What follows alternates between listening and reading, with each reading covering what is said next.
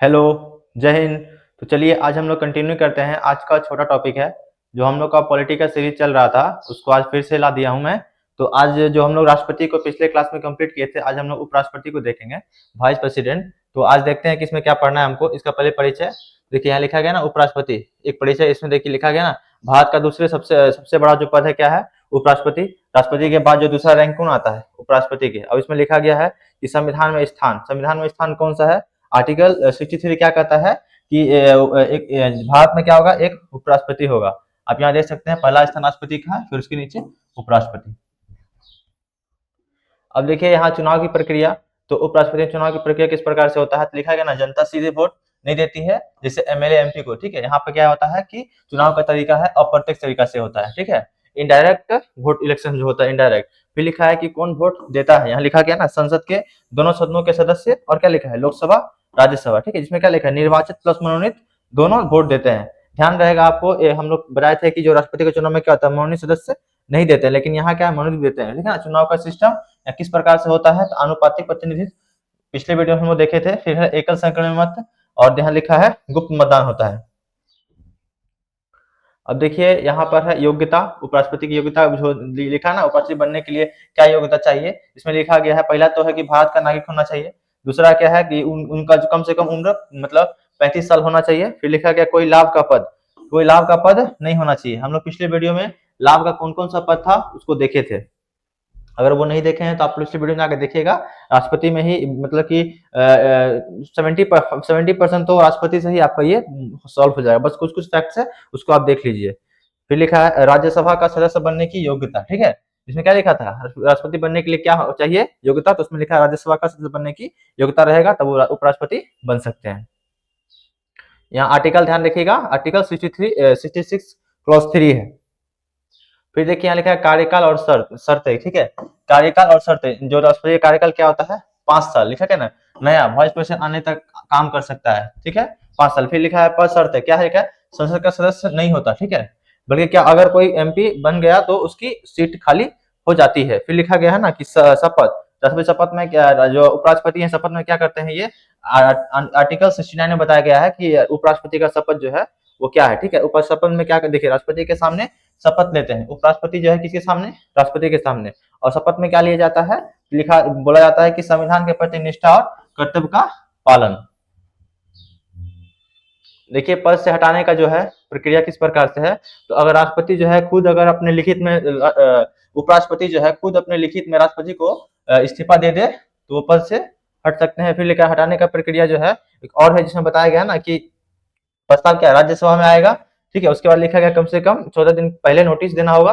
उसके बाद लिखा गया राज्यसभा में बहुमत से पास होगा। ठीक है, फिर उसके बाद क्या लिखा है कि लोकसभा साधारण बहुमत से सहमत हो, तब क्या हो जाएगा, संविधान में हटाने का कोई खास कारण, जैसे कि मतलब यहाँ पे क्या है, कोई खास कारण नहीं दिया गया संविधान में।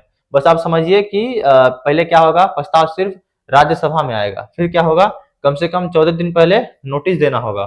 फिर लिखा गया है कि राज्यसभा में बहुमत से पास, तब समझिए कि राष्ट्रपति को लिखा ना लोकसभा में साधारण बहुमत से सहमत। देखिए मेन चीज क्या है यहाँ, राज्यसभा यहाँ पे आएगा। उसके बाद फिर क्या होगा, 14 दिन नोटिस, मतलब 14 दिन क्या पहले नोटिस देना पड़ेगा। फिर लिखा है राज्यसभा में बहुमत से पास होगा। उसके बाद क्या होगा कि लोकसभा साधारण बहुमत से सहमत हो। अगर लोकसभा में साधारण बहुमत सहमत हो तब क्या होगा, इसको पद से हटा सकते हैं उपराष्ट्रपति को।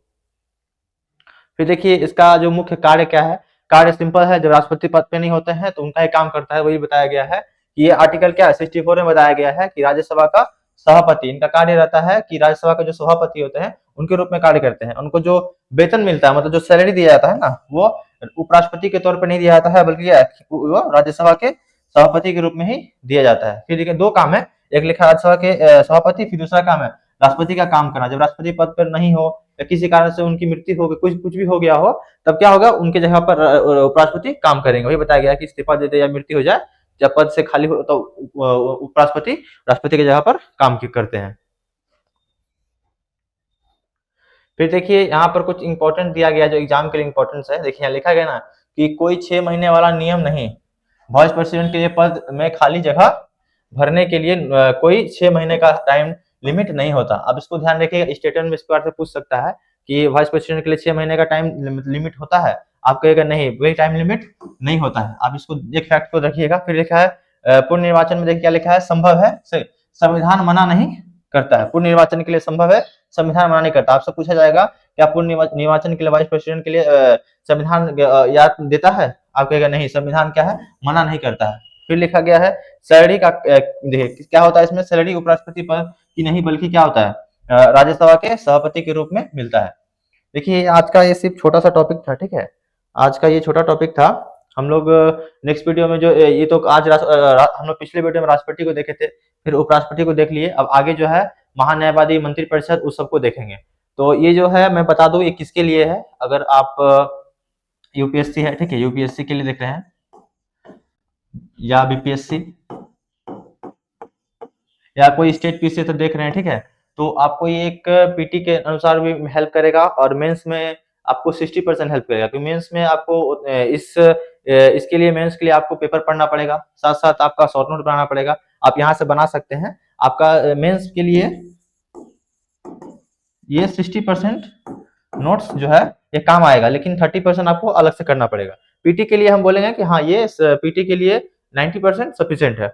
और देखिए अगर इस प्रकार से मैं जो सीरीज लेके आ रहा हूँ, इसमें 50+ वीडियो रहेगा, जिसमें कि मैंने 8 करीब में वीडियो अपलोड कर दिया हूँ, ठीक है, 8 अपलोड कर दिया हूँ और कुछ कुछ टॉपिक करके मैं लेके आऊंगा। आप इसको पूरा शुरू से अंत तक देख लेते हैं, आपका एक बेसिक आइडिया हो जाएगा, जिससे आपका पीटी क्वालिफाई में मतलब 90% चांस रहेगा कि आप इससे क्वालिटी का अगर 15 क्वेश्चन पूछता है, ठीक है, उसके जगह पर आप 10 से लेकर के 13 प्रश्न आप कर सकते हैं। मैं जो यहाँ नोट्स प्रोवाइड करा रहा हूँ, अगर मैक्सिमम तो नहीं बोलूंगा, लेकिन मिनिमम आप इतना इतना कर सकते हैं। अगर 15 पूछता है, अगर मान लिया 20 पूछता है, आप आराम से 15 या 14, 15 या 16 कर सकते हैं, ठीक है। तो बस यही मेरा एक शॉर्ट नोट्स है, मैं भी एक एस्पिरेंट हूँ और मैं जो पढ़ता हूँ बस आपके संग यहाँ शेयर करता हूँ कि अगर आप बेसिक बिगिनर स्टार्ट किए हैं तो आप मेरे संग चल सकते हैं।